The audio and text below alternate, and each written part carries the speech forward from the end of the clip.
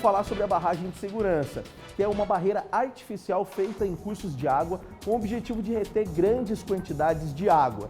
No Brasil, a principal norma sobre o tema é uma lei federal de 2010, que trata da Política Nacional de Segurança de Barragens. Há ainda duas resoluções do Conselho Nacional de Recursos Hídricos de 2012, uma portaria do IMASU, Instituto do Meio Ambiente de Mato Grosso do Sul, de 2020, que elenca as regras de fiscalização no Estado, e uma resolução da Semadesc, a Secretaria, então, de Meio Ambiente, Desenvolvimento, Ciência, Tecnologia e Inovação, de 2021, que detalha ainda mais essas regras. Após 22 dias do rompimento da barreira, nossa equipe, então, preparou uma reportagem e a gente vê agora. É água em abundância. A vazão aqui é de 1.400 litros por segundo. Estamos na barragem do Guariroba, uma reserva que fica a cerca de 20 quilômetros da área urbana de Campo Grande. São 36 mil hectares com capacidade de armazenar até 4 bilhões de litros d'água e chega a abastecer 360 mil pessoas na cidade morena. Aqui a barragem do Guariroba, e esse empreendimento que a gente chama de captação Guariroba, ele é responsável pelo abastecimento de 40% da população de Campo Grande. Com esse volume de água represado, é necessário ter cuidados 24 horas por dia.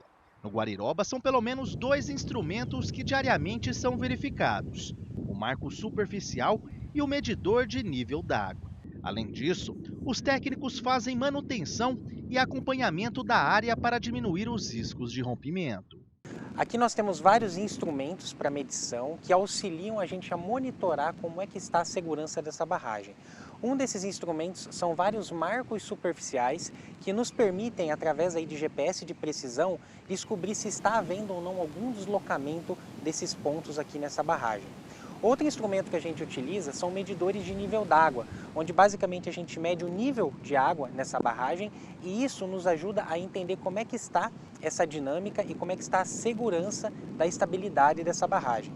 Outra ação que nós fazemos aqui é a manutenção rotineira. Então, existem boas práticas de manutenção de barragem que exigem uma equipe praticamente aqui todos os dias para fazer essas manutenções.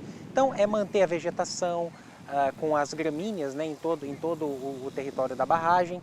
Nós temos também aqui ações de conservação, de asseio e conservação com relação a formigas, cupins. Então isso são atividades rotineiras de boas práticas de segurança de barragem. Em agosto, uma barragem da represa ligada a um loteamento de luxo entre Campo Grande e Jaraguari acabou se rompendo. O medo tomou conta. Pelo menos 12 propriedades rurais tiveram prejuízos. Olha o que virou a casa. Olha.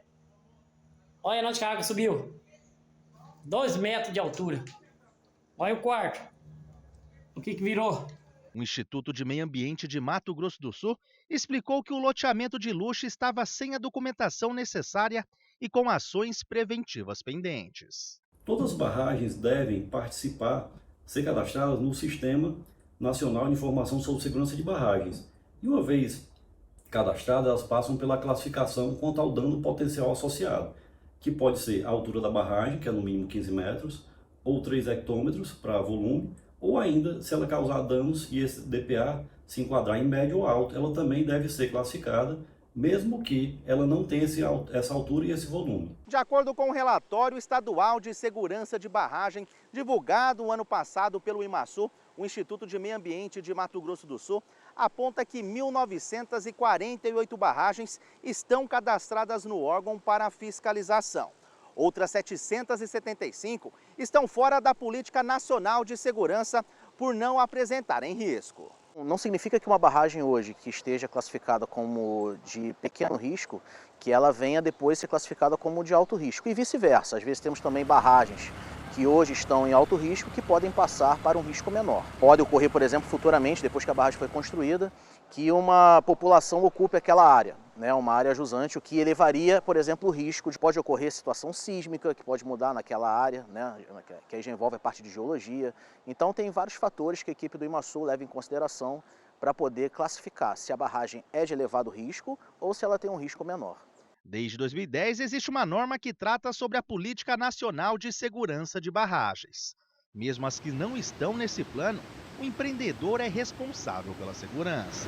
Moço do céu, olha a casa da mulher lá embaixo. Toda barragem deve ser cadastrada no órgão fiscalizador, seja ele federal ou estadual, a depender da sua característica. A depender da estrutura da barragem, ela deve ter um plano de segurança de barragem, se ela for enquadrada como DPA médio ou alto.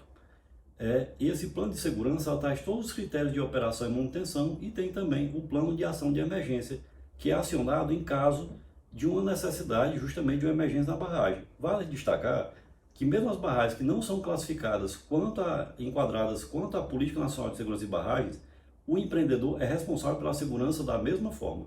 No caso da barragem do Guariroba, um plano de ação garante uma força-tarefa em caso de emergência. Dependendo da situação que nós temos, do monitoramento, da leitura dos equipamentos, esse plano ele vai nos guiar e nos dizer quais são as ações, quais são os órgãos que a gente tem que comunicar, quais são todas as etapas, o passo a passo que a gente tem que tomar para garantir a segurança de toda a comunidade.